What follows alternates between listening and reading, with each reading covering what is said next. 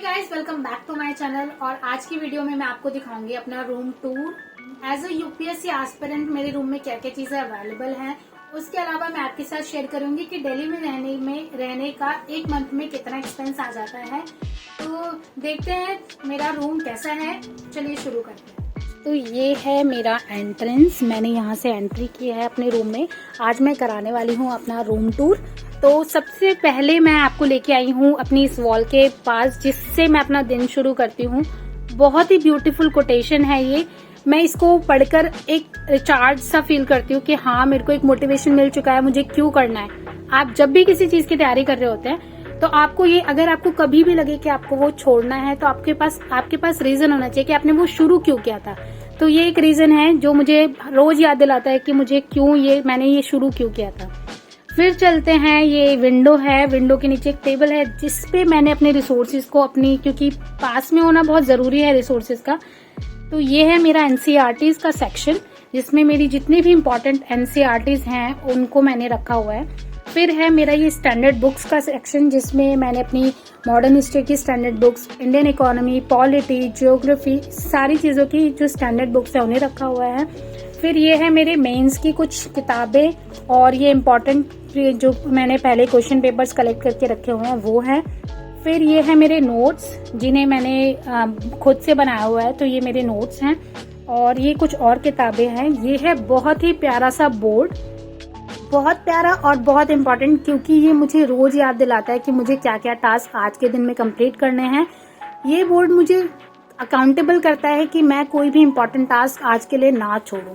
तो ये थी मेरी रिसोर्सेज टेबल। अब चलते हैं हमारे दूसरे सेक्शन की तरफ। दूसरा सेक्शन है, ये मैंने अपनी अलमीरा के ऊपर लगाया हुआ है अपना पूरा मंथ का जो भी मेरा शेड्यूल है कि मुझे पूरे मंथ में क्या क्या चीजें कंप्लीट करनी है। आपके पास ऑलरेडी एक शेड्यूल, एक प्लान होना चाहिए, तभी पॉसिबल होता है कि आप उसे टाइम पे कंप्लीट कर पाए।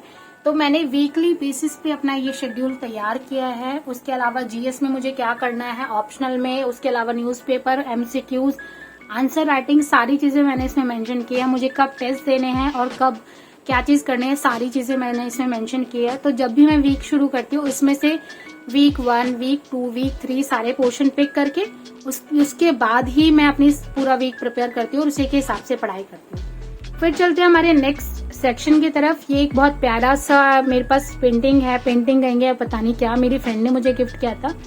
और ये है कुछ स्टिकी नोट्स। जो भी लगता है मुझे, कुछ निमोनिक्स मुझे लगता है कि मैं भूल सकती हूँ, तो वो निमोनिक्स मैं यहाँ पर लिख देती हूँ। या फिर मुझे लगता है कि कुछ चीजें जो मैं 2 से 3 दिन बाद भूल जाऊंगी, तो उन चीजों को भी मैं यहाँ पर स्टिक कर देती हूँ, सो दैट कि मैं उन्हें ना भूलूं। ये बोर्ड मुझे, ये एरिया मुझे याद दिलाता है कि मुझे क्या क्या चीजें नहीं भूलनी है। फिर चलते हैं मेरी मोटिवेशनल वॉल। मैं इसे मोटिवेशनल वॉल कहती हूँ। ये मेरी टेबल के जस्ट सामने है। जब भी मैं यहाँ पे बैठती हूँ तो मेरे को ये चीजें पढ़ के बहुत एक अंदर से एनर्जी से फील होती है कि अरे अब तो मैं कर जाऊंगी। तो ये है मेरी मोटिवेशनल वॉल। और इस मोटिवेशनल वॉल पे जो सबसे इम्पोर्टेंट चीज है, ये मेरी मम्मा है। मम्मा की फोटो है जो मेरी स्ट्रेंथ है, मेरी बैकबोन है।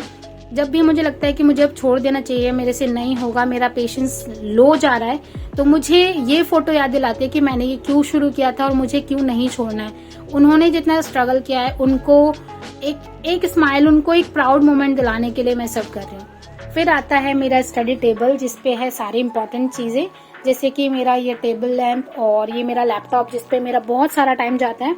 और ये एक प्यारी सी पेंटिंग, ये छोटा सा प्लांट अच्छा से अच्छा फील कराता है। फिर ये है वॉच। फिजिकल वॉच रखना मैं ज्यादा प्रेफर करती हूँ, क्योंकि मुझे ऐसा लगता है कि अगर हम फोन में बार बार टाइम देखते हैं तो वो कहीं ना कहीं बहुत ज्यादा टाइम खा जाता है।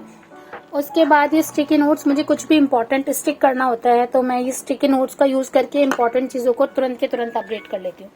फिर यहाँ पर टेबल पे मेरे साथ है एक मेरी ये डायरी, इसमें मैंने जो भी मेरे टारगेट्स हैं, लेट मी शो यू।